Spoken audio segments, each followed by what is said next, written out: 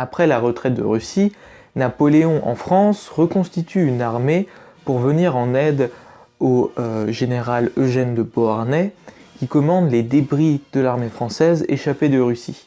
Celui-ci doit ralentir la progression des armées russes qui pénètrent en Pologne et en Prusse. Ainsi, en mars 1813, la Prusse rejoint la guerre aux côtés des Russes et déclare la guerre à la France. Mais Napoléon rétablit la situation en remportant plusieurs victoires contre ceux-ci, mais doit finalement conclure une trêve. Mais cette trêve permet à l'Autriche de déclarer la guerre à la France, et c'est ainsi qu'a lieu la bataille des Nations, la bataille de Leipzig, qui se déroule entre le 16 et le 19 octobre 1813. 500 000 hommes vont s'affronter durant cette bataille, les Français doivent finalement se replier, Napoléon abandonne ainsi l'Allemagne aux coalisés et doit se replier en France. Mais la nouvelle de la défaite française à Leipzig va inciter les États allemands traditionnellement alliés à la France de se retourner contre elle, et ceux-ci ne vont pas laisser les Français se replier tranquillement dans leur pays.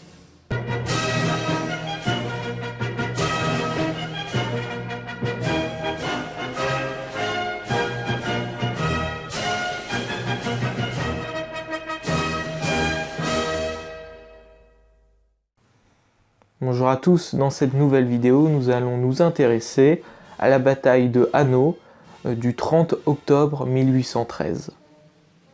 Déjà, début octobre 1813, la Bavière, alliée traditionnelle de la France, rejoint la coalition. Après la bataille de Leipzig, Napoléon fait retraite avec 100 000 hommes environ, serrés de près par les coalisés.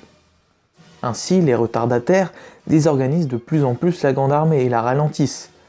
Napoléon, qui passe par Erfurt, doit atteindre Francfort, mais les Français sont menacés par les 43 000 Bavarois et Autrichiens qui leur bloquent la route à Hanau.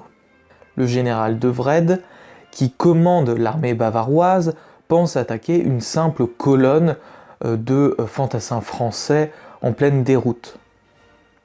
Le 30 octobre, Wrede commence à déployer ses forces pour affronter les Français. Il place son centre devant une rivière et son flanc droit sur une position isolée, seulement relié à la force principale par un pont.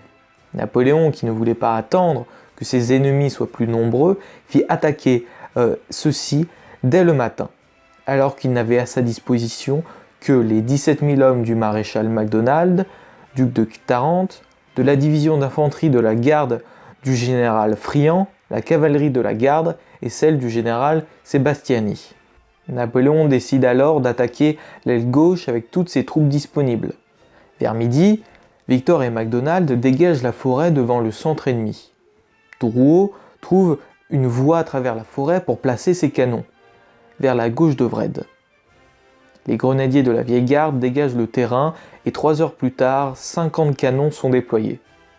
Après une charge de la cavalerie bavaroise, qui sera foudroyée à bout portant par les tirs de mitraille des canons, Drouot, soutenu par la cavalerie de Sébastiani, avance ses canons dans la plaine et après un bref bombardement d'artillerie, réduit au silence la totalité des canons bavarois.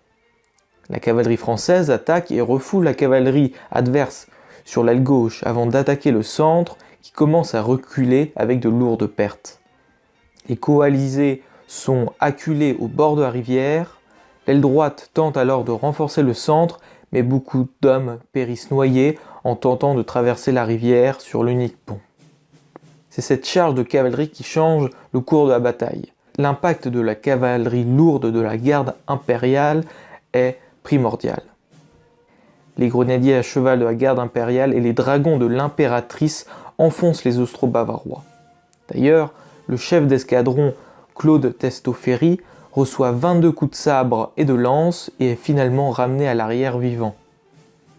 Mais ce ne fut pas le cas du lieutenant adjudant-major Guindet, des grenadiers à cheval de la garde, le même qui, à Saalfeld, en 1806, tua le prince Louis de Prusse. De Wrede, qui pensait n'avoir en face de lui que les miettes de la grande armée, fut plus que déçu.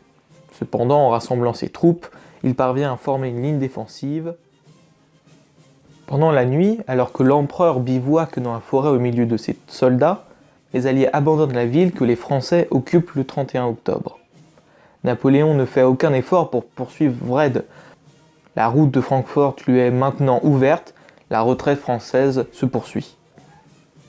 Dans la journée du 31 octobre, De Wrede tente de reprendre la ville, encore occupée par Marmont et le général Bertrand, mais il est de nouveau repoussé et perd à nouveau 2000 hommes. De Wrede a perdu 9000 hommes durant le combat contre Napoléon. Celui-ci en a perdu beaucoup moins. Mais entre le 28 et le 31 octobre, environ 10 000 traînards français sont faits prisonniers.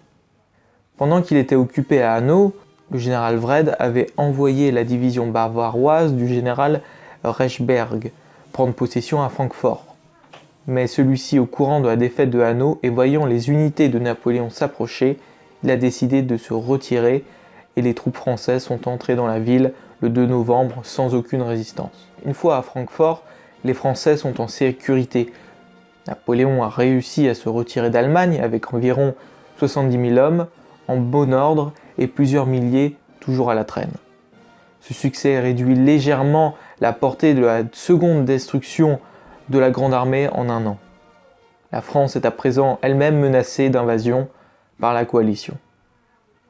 Voilà, cette vidéo est finie, j'espère qu'elle vous aura plu. On se retrouve dans 2 semaines pour une nouvelle vidéo.